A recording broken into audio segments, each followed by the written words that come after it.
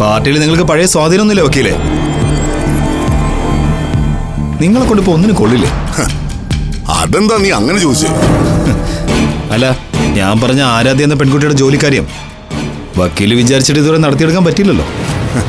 കണ്ണി കണ്ട സ്ഥലങ്ങളിലൊക്കെ പോയി നിന്റെ ഡാഡിക്ക് വലിയ സ്വാധീനം ഉണ്ടെന്ന് വീമ്പ് പറഞ്ഞ് നടന്നിട്ട് പിന്നീട് അത് സോൾവ് ചെയ്യാൻ എന്നോട് പറഞ്ഞിട്ട് എന്താ കാര്യം? നീ പറഞ്ഞു തന്നെ അതിന്റെ ശരി. എനിക്കിപ്പോ പാർട്ടിയിൽ പഴയ സ്വാധീനമൊന്നുമില്ല. ഞാനൊരു പാവം പഴയ വക്കീല. എന്നെ കൊണ്ട് പറ്റുന്നതിനൊക്കെ ഒരു പരിധിയുണ്ട്. കാശ് എത്ര വേണമെങ്കിലും ചെലവാക്കാൻ വക്കീലേ.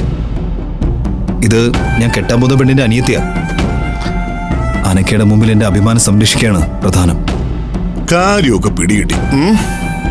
പക്ഷേ ഇതിപ്പോ മന്ത്രിയെ കൊണ്ട് സ്പെഷ്യൽ ഓർഡർ ഇടിയിപ്പിക്കണം.